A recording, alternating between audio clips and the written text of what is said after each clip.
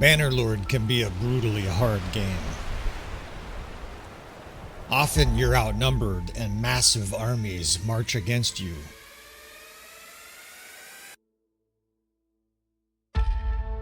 Well, in this new series, we're going to work together, friends. What I want you to do is send me your difficult situations that you're either currently encountering in Bannerlord in your campaign, or something that you've dealt with in the past where you're just unable to solve it. I will do my very best to handle these difficult situations. I will share the results on YouTube, provided they have some kind of educational value for people. We will take on these difficult challenges, do some battlefield analysis, and hopefully help you turn around a very, very difficult battle. So join me on this adventure. Please send me your difficult situations. Have a little patience. I don't know how many there are going to be, but I'm willing to take these challenges on for you fellas as we handle your disasters of war.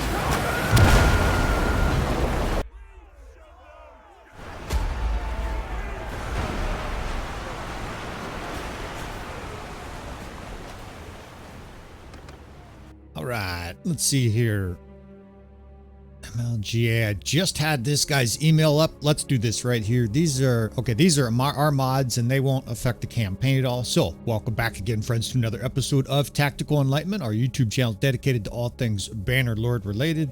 I had this fella's email up earlier. I do not have it in front of me, but we continue with our Disaster of War Sales episodes. And this fella has a bit of a campaign quandary that I'm eager to try and tackle. And that is, he is trying a self-imposed cavalry challenge, indeed, or more accurately, a no archer challenge, which is a very unique and very difficult way to play Bannerlord. This is something I don't actually have a lot of experience in.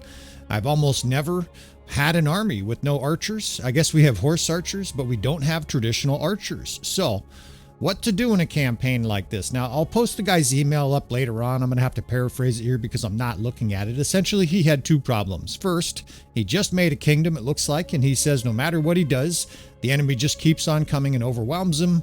And the second part was tactically. How do you defeat archer-heavy armies with no archers? And of course, we have cavalry.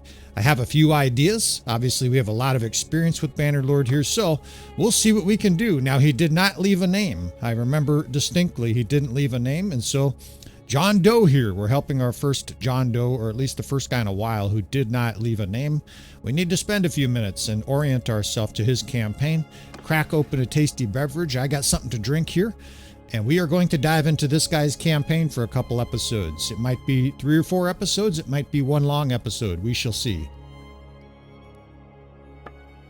Now, it's interesting. He's at war with nobody, right? So that's a nice advantage from the outset. We basically have time to get our bearings and to try to come up with a cohesive plan here. Now, what we got going on here? He's got some trade deals, it looks like. This is more than a trade deal. He's allied with Garrison here, which is nice. I mean, from this side of things, this is great, right? You're allied and you're not at war with anybody. However, it's very likely that we're going to be at war soon with one of these two different allies here, or enemies rather, of Garrison. Our allies at war with the other 2 empire clans. So we got a little empire on empire action today. And if you look at his location, that makes sense, right? Apart from there's an ARCHERY city here, he's pretty much surrounded by empire forces. Now, let's see. His army looks pretty mature, right? He's actually got a stacked army, or at least a pretty good army, right? He's got some lower level troops in here, but he's got a lot of cavalry and a smattering of infantry, and then a lot of horse archers. We can make this work, right? Now, we're not going to be super strict about it, but we're going to try to honor this guy's strategy of using cavalry. Now, right away, I see a little loophole, right? A little tax loophole here. We're going to use some skirmishers so that at least we have some ranged units. And what do we got going on here? We got companion parties. We got a lot of stuff to sort through here in the first 5 minutes of this campaign. And did he already have it looked like he already had a companion clan? He does. He's already got a companion clan. This is early, in my opinion. I think you want to have 3 or 4 cities and a couple castles yourself before you start giving away fiefs to other people, because we can't access the troops that are at Cestodine Castle here. So that's a little bit of a quandary. However, we could still use them, right? I wonder if he's got an army out in the field. He does, right? So the first thing I'm going to do is call everybody to us, right? In the early stages of a Bannerlord campaign, when you go independent, you really don't want to have any of your little ducklings out there on their own. They're going to get destroyed without you, right? So you want to call everybody to you. We got plenty of money. He's not hemorrhaging funds. He's got food. What's his character look like here? Let's do a brief glance. He's got a horse archer type character with Jareeds. I like it. I like it. He's working on his throwing skill here. All right. This guy definitely knows what he's doing. Let's make sure he's got some specialists in the party. He's got a specialist engineer, right, with the 150 plus perk. Beautiful. We can make fire catapults. He's got a... All right. So this fella, John Doe here, knows what he's doing, right? He's clan tier 5. He's obviously doing very well, but... if I were to look at this and just say, as an experienced player, what do I think the biggest problems are here? Honestly, you know, the only thing I would say about his going independence here is I would like another city or two, you know, a couple, 3 for if you're not super experienced. And again, I don't know fully this guy's experience level, but for a newer player, try to have 2 or 3 cities at this stage when you go independent. That way you can tell them, yeah, I'd like to keep all my holdings. You're going to have war, but at least then you have a little bit bigger of a foundation to start with. That said, at least his holdings are right next to each other. I like it. It's actually kind of like a story tale situation here. He's got a defendable castle over here owned by a vassal and Lycaron, which is also defendable right here. And there's a huge garrison here, right? So we have to figure out who to fight. Now, our allies already fighting the Northern Empire and the Southern Empire. So it would seem like the biggest threat to us is the Southern Empire because they're right here. Our allies right here. We're more likely to be attacked by the Southern Empire than our ally. And our enemies are also dealing with Khazate forces, right? So it's a good situation from a diplomatic board, right? We basically have the luxury of spending a few minutes here and orienting ourselves. Let's make sure our town... I'm not surprised. He's got everything managed here.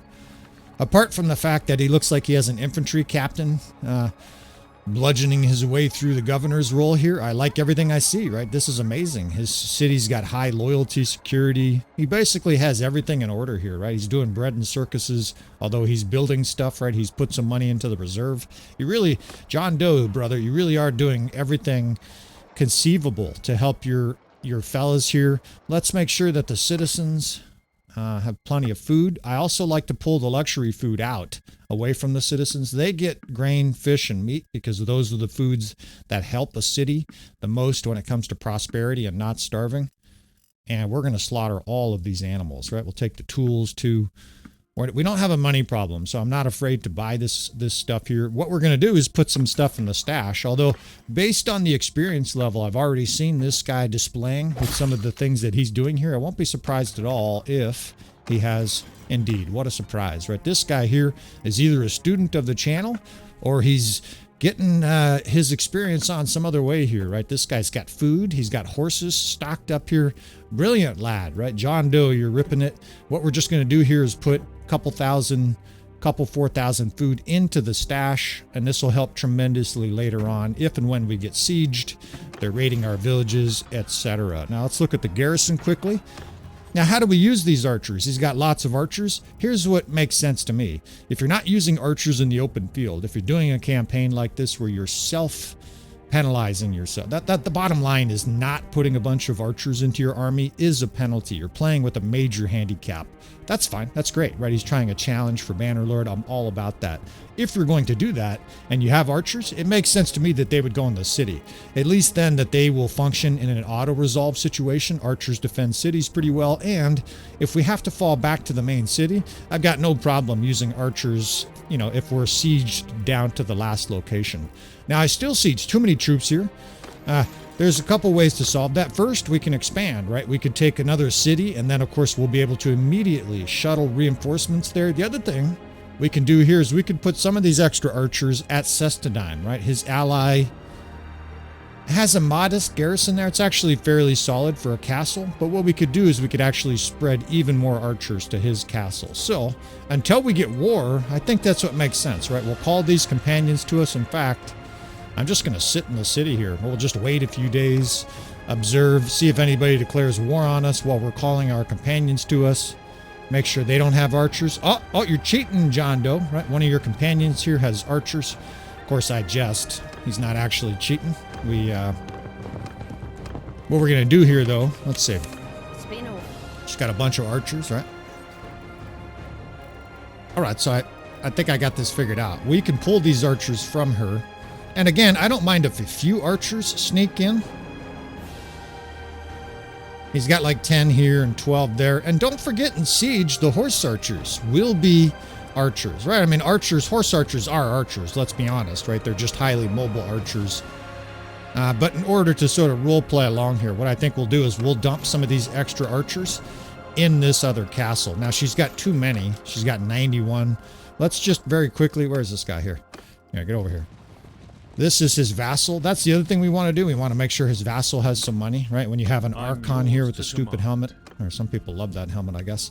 What you want to do here is make sure they have 400,000 gold. He's broke, right? His vassal has 38,000. This is the one good use for a lot of extra gold in a campaign like this. I mean, that's not fair. There's other uses for it, but this is one of the better uses for it at this stage.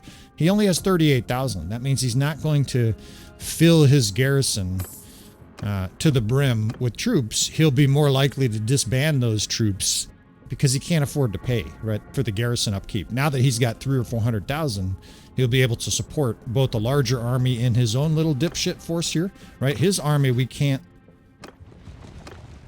take his troops, right? So if he has archers, there's nothing we can do about it. Although he doesn't have archers. All right. What we're going to do here, though, is we're going to leave some archers in the city. We're going to take some infantry, and we're going to look for a target, right? We don't want to just sit here and wait for someone to declare war on us. I think we'll declare war on them. So let's pull most of the archers. I'm not going to be super tedious about this because you guys, your time is money. Time is important for everybody. We're going to pull the vast majority of archers here, and you guys will just have to tolerate it if we have 10 archers or 40 archers in a battle. I'm going to do my best here to get rid of our archers. This, she had archers too. We'll do our best here at the outset to get rid of archers, and if 10 or 12 archers slip into a battle, I think it's just fine. It's probably preferable to me spending like 4 minutes every other battle making sure that, you know, every single last scum archers pull out of our force here. Just at the outset, we'll do this. All right, so we'll go into the city now, and what we're going to do is trade, right? I'm going to organize by type.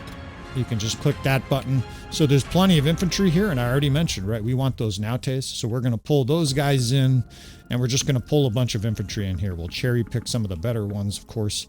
When you're in the open field, you don't want to fuck around with your recruits very often, right? Especially when you have a campaign at this stage, right? He's at a pretty vulnerable stage of this campaign. All right, so now there's a heap of archers in there. Now we just got to get ours that we've consolidated into our party, a big pile of cavalry at the top, and get these archers switched over. All right. We got 3 still, it says. Here we go. 1, 2, 3. All right. So there's a huge garrison there.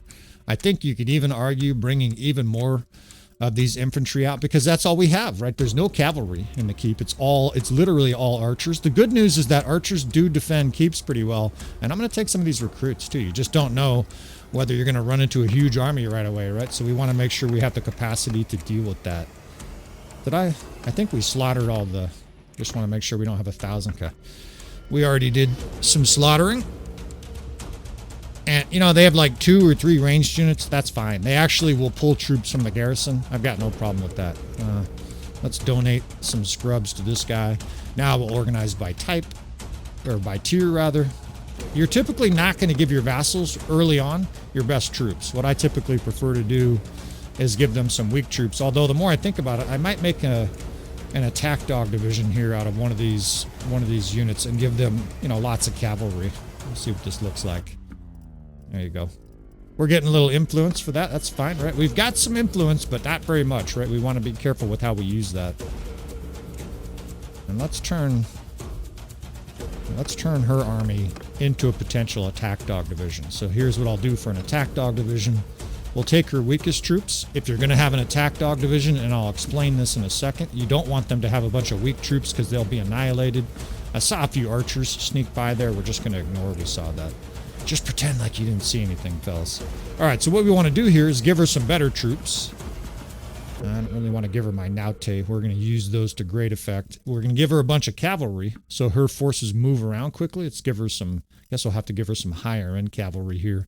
It'll help with simulations, and if we start getting our shit raided, what we'll do is we'll unleash her, and she will go mangle anybody who's raiding villages. Why? Because she's fast. She's got 85 cavalry, and then the infantry she has is excellent. So when it comes to auto-resolve, she's going to whip ass.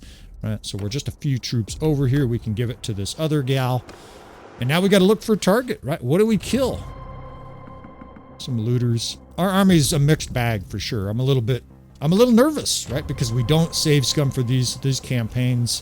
One and done. My gut says we declare war on the Southern Empire. Again, they're over here. That makes sense to me. We've got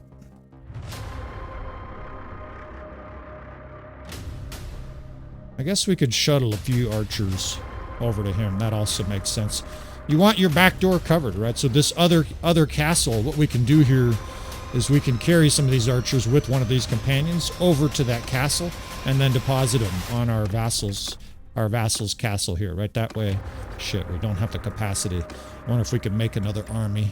Okay, we can't. So we're going to make another army. We're going to go to keep. We're going to grab a few more archers and recruits here, and then we're going to head over there to dump some more archers on our ally, right? Our garrison is too big. Eventually, it'll be nice, actually, to have this farrier. This guy here, this party I'm going to make is a farrier. This guy's going to carry troops for us. Now, first, you got to make sure that that guy is in your army. Otherwise, you create a party and it's away from you. Next, you want to make sure you don't use your specialist, right? That scholar guy's our siege guy, right?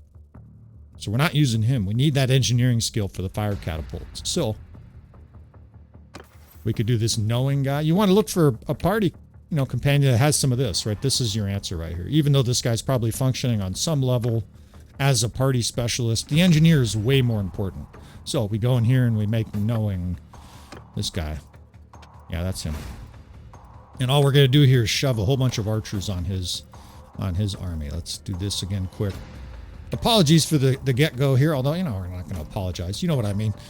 Excuse the delay here at the beginning while we get shit going. Right now we got no archers. Perfect. All right, come with us, knowing fella. We're going to take him to Sestadime. Use his troops, dump them on the castle, and then what we can do is once we begin sieging here, what I can do is I can use these troops to put into the garrison. We'll use his army to help us ferry troops back and forth. That's a necessary thing, right? The bottom line is you have to maneuver troops around over the course of a Bannerlord campaign. Now, oops, we don't have them. We got to go here again. Wasting all your time. Fortunately, we talk fast. Most of this is going to be pretty fast. We can just take all of his troops. So we're going to dump 101 archers here, and it'll be interesting to see. This guy might disband some of the archers, which is a total loss. But if he keeps most of them, I'll be okay with that, right? Because the bottom line is this is one of our 2 critical possessions at this stage of a campaign. We can't really afford this just to get ripped apart the first enemy that sieges, especially if we're a ways away. If your garrison has 400 or 500 in it, when it's sieged, it's going to last 2-3 more days longer. Now it's 500, right? Now he's probably going to disband them. We'll watch that 350 in the garrison. We'll see how quickly that changes, right? It's probably going to go down fairly significantly. Now he's got 1 troop on him, which is fine, because at some point or other, we're going to siege a city of Ostrom, maybe a Poros, maybe Amitatis, and we'll be able to use him. I think I already mentioned that fact. It's very nice to have that capacity, that troop capacity, to ferry units around the game. All right, with that in mind, I'm actually going to go pick up even more archers, and what we can do is we can just siege without the guy. I think, though, we declare war on the Southern Empire. That's what makes the most sense to me.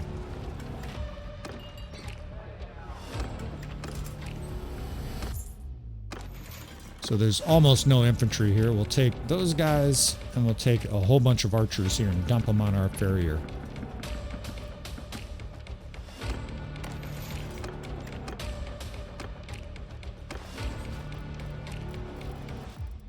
Archers, archers, archers.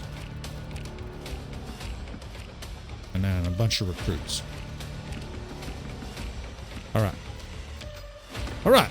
So it looks like we're going to have to make the first move in this campaign, right? We've got basically the options are open, right? Now, you want to be intelligent about it, right? To me, the Southern Empire makes the most sense. We're getting pregnant. That's good.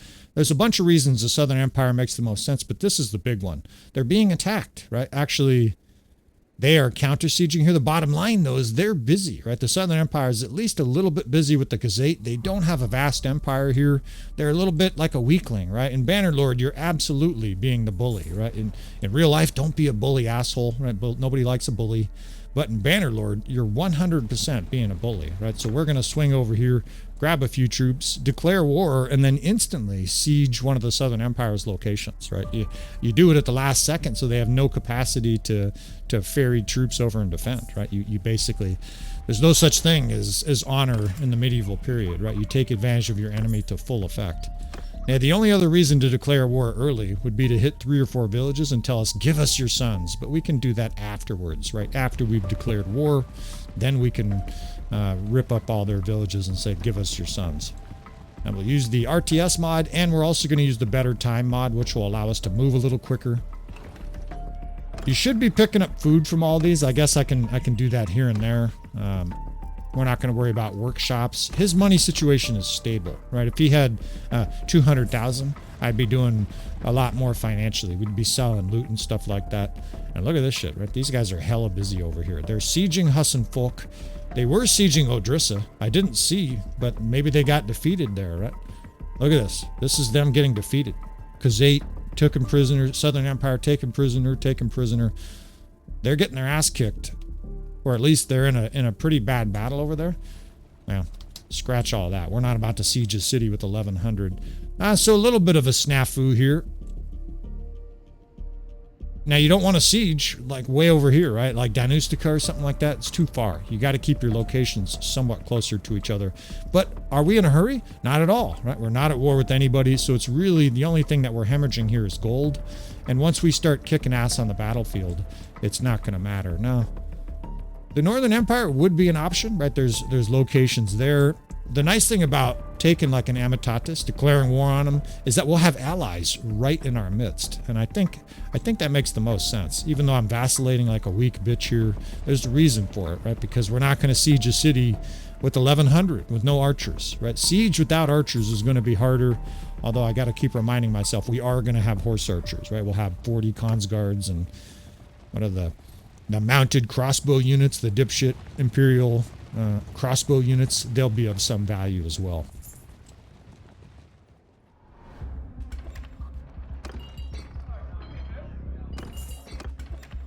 And recruiting all troops, right? We're in like a hurry. In fact, let's make sure these buttons are clicked. You go to parties, you come down here, make sure these buttons are clicked, and unlimited wage, right? You don't want any of your governors limiting how many troops you get, right? Now, the only thing I don't like about Amitatis is our city is over here. That's about a 4 or 5 day march, right? Maybe 3 days if your army's not too big. This is, this is difficult, right? You would prefer to have Vostrum or Poros. They're right there. I guess I could declare war on the ARCHERY. Shit's rebelling. They're not going to have a militia. Let's do that instead. I know I've changed my mind like 5 different times in a row. Sometimes it's appropriate. In this case, the reason I think it's fine is because there's no urgency to your decision here, right? Be methodical, take your time, try to make the best overall decision. Pick up some villagers here, and we're going to bitch slap these ARCHERY units. The other reason this is beneficial, of course, is that the ARCHERY have to sail to get to us here, right? So we probably have a little bit of a buffer before they help defend. Because the settlement is rebelling, you see at the bottom there it says is rebelling, they don't get a militia force here, right? So we're taking advantage. It's a level 1 city. We should be able to do this pretty quickly. Build a couple trebuchets, a catapult, and blast our way through pretty quickly. Now, this is literally what you do, right? First you go in, you buy all their food. Say, give me all your food, right? Because there's also a chance we can starve the garrison, right? There's no reason to allow them to have any food. We'll pick up troops from their own city before we siege their own city. And now you declare war. Still clear of everybody. And I wonder, is our ally already at war with? He's not. So they're actually going to ask if we want them to go to war with us. I don't think we will. Right? We don't want to pay a bunch of money. They're also at war with the Southern Empire. There's a possibility the Southern Empire and the ARCHERY make an alliance against us. That'll be an interesting challenge, but we're not going to consider declaring war here. We're just going to do it. Now, we can barely afford it. Right? We'd have to raid a village if we had less. So, you know, you look at that and you're like, oh shit, the power bar favors them. Yeah, it's going to be an uphill battle. That's the best part of Bannerlord. Now, let's see what it costs here, right? This is an automatic thing. Some guys would say yes, right? Because what this does is it helps, it gets your ally into the fight. I'm tempted to say no. They're already fighting two kingdoms. The last thing we want to do is overburden our ally with war against the ARCHERY. They also don't have any targets nearby, right? All the ARCHERY forces are in the south besides this city. So I don't want to spend the money in this instance. We have plenty of money, but that money goes away quickly, right? Just like real life, we want to be a little bit responsible with our funds here. Right? We're starting to hemorrhage money every day. We need this city. Now we do have, this guy's got his archers. So how do we do this? I guess we go like this, just to be on a level here and siege without archers, even though obviously that's a disadvantage for us. We'll do that, and he'll probably wander around like a dumbass. Now the ARCHERY can sail here, right? And they might be able to get, oh shit, we don't have any ships. So they will be able to get, they'll be able to sail right in and defend this city, which increases my urgency here. We want to build siege quickly. Man, this is a problem. I wonder if they're busy somewhere else. I guess we're going to find out. I don't think we can get away with doing this. Look at this dipshit.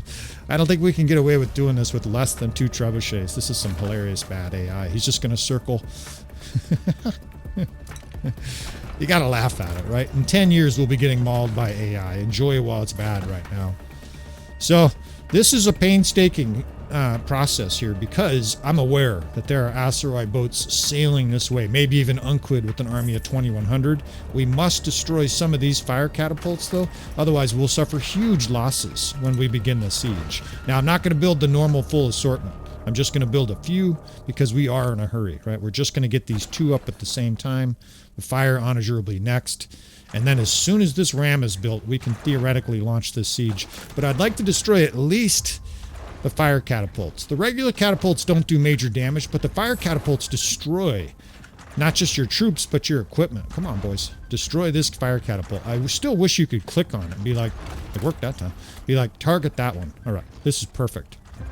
This guy's raiding like a dumbass. It helps a little bit, right? They're not going to get any food from that village. And I think you do it right here, right? This catapult is not built. The cavalry, the proverbial cavalry, is on the way. We've got our ram built. We've got to do this just so we don't lose cohesion. It's the worst thing that can happen for you in a siege. Some people would wait for the siege tower. We got a hole in the wall, right? We don't have to worry about that. We got a ram, a hole in the wall. We've got a fire catapult. We're going to be able to blow up the enemies in the hole using the fire catapult. And you're going to see me upgrade to skirmishers. Heavy. The bottom line, I guess, we'll upgrade to cavalry if we have the choice, but we're not using archers. You really want to use skirmishers here. He did not say anything in his email about not using archers.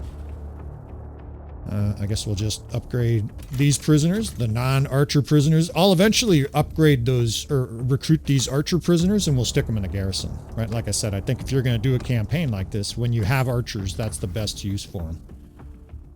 And his character's plenty lethal here. I don't actually see a use for this skill point, so we'll leave it as is. All right, make sure we're on the hardest difficulty. I didn't check this shit at the outset. Realistic. Highest level. All right, in we go. Banners, right? Decreased. Okay, that's probably about the best banner you could have for a siege like this. Decreased ranged attack damage would be like your next closest one, but I'm okay with that. It's got no shield, so we'll have to bob and weave a little bit. Does he have a horse? He's got an injured horse. All right. And even his injured horse is almost better than the healthy horses because it's a nice horse. We'll roll with the healthy horse. In we go. The music stresses up, but this should be honestly a pretty easy siege. There's a battered garrison here, and we have a hole, right? We got a hole right here. Now, of course, you want to align your fire catapult so that you can blast that hole. This looks like the spot right here. Where's our fire catapult? Over here. Get over here. Get over here, right? The Scorpion from Mortal Kombat. All right, now let's quickly set up divisions here. We don't need to be too precise about this, but one thing we have with this army is we have skirmishers, right? So the first division, infantry, shielded, right? Preferably high-level infantry, but I want to save that high-level button, this one, preference to high-tier troops for the second division, because that's going to be our Punisher, Javelin division, Nautes, etc., right? So first, second, third division can be shock troops. And we have these archers. It's not a cheat code. Those, of course, are... those are our horse archers, right? Stuff like that. So get some of our units here assigned, I guess. We can do something like that. We don't really have a great infantry captain here. Might be the best. All right, first, second. The second division is huge. Third, fourth. We need to make sure the ram is occupied. I want shields typically on the ram, and what I do is like that, right? Now, there's all kinds of skirmishers on the ram, too, which is odd. Let's make sure our second division is loaded with javelins. We might just have a heap of javelins, which is fine. These guys, by the way, moving up with the ram here that have javelins, they will use those javelins as they approach. They'll chuck at the guys in the window and stuff like that. So we're set here, and honestly, this should be an easy siege. I'm going to go glance at the door. If there aren't a bunch of troops in it, we may just rush the city here, right? We may just absolutely shred through it. And these archers, I don't want them... Come on, man, I'm getting smoked in the head at 400 meters. We want these archers, everybody, on this side of the city. We're going to try to roll through with the heavy offensive press here. The third division shock troops, we can keep them back a little bit. And infantry, skirmishers, they are defending it pretty vigorously, right? There's a lot of fucks inside the city here. So let's bring our archers up and prepare for a little fire catapult assault here, right? You bring your shields up first. Skirmishers, and we're not even going to bring the shock troops, right? Any shock troops we have, we want them staying back at the beginning. Why? Because we don't want the guys without shields rushing up and getting smoked by archers. Now, where's this guy at? This fire catapult. I'll take over, boys. Thank you. I'm flying in like fucking Tarzan. Out of the way, lads. Let a professional do this shit. All right, now I can't see the hole very well at all. The line of sight here is not terrific because it's down the hill. So your first shot, I just fire deep, extra deep. And we may not even be able to actually make any kind of a real approach here, right? The reason is that, what I mean by that is with this fire catapult, I can't see. I can't actually see the enemy forces. I've charged with our first division because I'm trying to draw the enemy in. But our first shot here is almost as likely to be friendly fire as it is to... hit the enemy. It's obviously suboptimal. The second division, we can shield wall. Those are our skirmishers. For the time being, I'm having them hold fire. I'm pulling our infantry back here because I'm decreasing the distance on the shot. And that's what we're looking for, a splash. Now again, just to help the newer players, right above my arrow there, it's hard to see. There's a little tiny red bar on the catapult, and you got a little thing that goes up and down. The closer that is to you, the shorter the shot here with the catapult. Some of the instructional process for Bannerlord... Damn it. Fucking horse always gets spooked. We need a fucking picket. Tie that guy up. How do we not have pickets? The instructional process for Bannerlord, especially when it comes to sieges, and that's what I was worried about, just smoked 10 of our troops, is not good, right? They don't really give us a lot of help when it comes to Bannerlord, right? When it comes to firing a trebuchet, when it comes to firing a catapult. I had a guy ask me recently, he said, how do you fire a trebuchet? And you know my answer? I have no fucking idea. I've never tried before. They're not very effective. In siege, they're more for the pre-stage process, but the bottom line is, certainly I didn't see anywhere where Tail Worlds was looking to help us with that, right? They just don't seem real interested in helping. And the bottom line, of course, is honestly a tutorial for Bannerlord could be 20 hours long because the game has so many different components. Stealth, siege, your economy, developing companions, right? That's part of the reason a lot of people end up on YouTube. I understand, right? Because, of course, the game is very complicated. Now, the reason I'm getting out the fire catapult, besides the friendly fire, is I think we have the forces here to barrel through here. Now, what do you do here? Of course, we talk about all the time. Don't charge. Simply push your units past the enemy. They will simply go right by them, and we can just sweep through the city. Look at our guys just start pushing through, and we're instantly going to be inside this city, right? The defenders will be overwhelmed. and shredded, right? They're not trying to fight. They're just trying to get into the city. In fact, we can get archers over here and start smoking the gate. Once they're in here in a huge breach, that first division, we can kind of screen the rest of our troops. What you can do then, of course, is tell them to kill. I prefer that you got those units into the castle first. Now, our skirmishers are in here. Open fire, right? We finally get a chance for these guys to shoot. Anything is in sight is going to be smoked here. Now, I'm not attacking with them. I just told them to come in and shoot. And that's so that they can just unleash, right? These poor peasants at the gate are going to get drilled with scores of throwing weapons. Look at these guys on the walls here. Good night. They're going to get hammered with throwing weapons. And it's just going to be Javelin's city here as the citizens are just absolutely blasted. Now, you don't need to do this, but if there were 700-800 defenders here, this would have been highly beneficial. We don't have that many troops in our kingdom, right? You don't want to lose 300 in your first significant siege. This city is taken pretty quickly, and I think we'll break it after this, right? This is going to be a multi-episode disaster series. The reason, of course, sometimes they're multi-episode is because it's going to be 2 or 3 hours of gameplay here where we try to right the guy's ship, take over his campaign on some level, and get him going, right? Get him going. But, of course, the other benefit for all the different players that are out there watching, what does someone with 18,000 hours in Bannerlord do in a situation like this, right? I got you guys covered.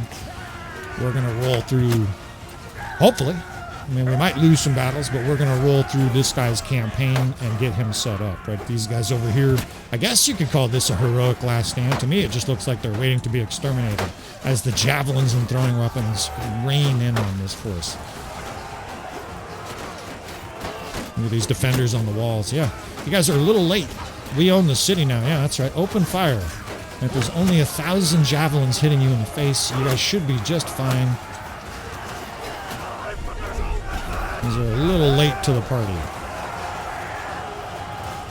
All right, so episode 1 in the books. Right now, this city's almost certainly going to be besieged. So what are we going to do? Just a little hint for the second episode. Obviously, it's time to start shuttling archers down.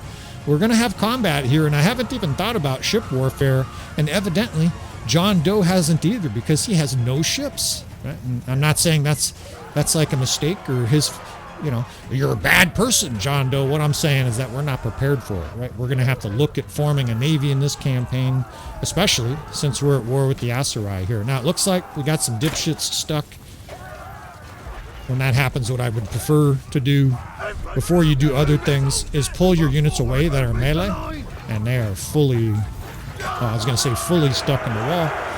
That solved it, and a highly successful first siege here. Right? That's critical, of course, because we're going to have to start putting a big garrison at this city. We gained a bunch of renown. I will solve all these prisoners and stuff like that off of camera, and we will start with episode 2. Basically in between these two cities, or I might as well we'll start right here, right where we are now. So if you want to see more from this campaign, right, from this Disaster of War series, please subscribe and you can hit notify that when when new episodes come out. Of course, you can also just swing by the channel. It'll be part of the Disasters of War sales playlist. I appreciate you for watching to this stage, fellas. I appreciate you watching our channel, swinging by. Hit that like button on the way out, and I will see you, friends, next time.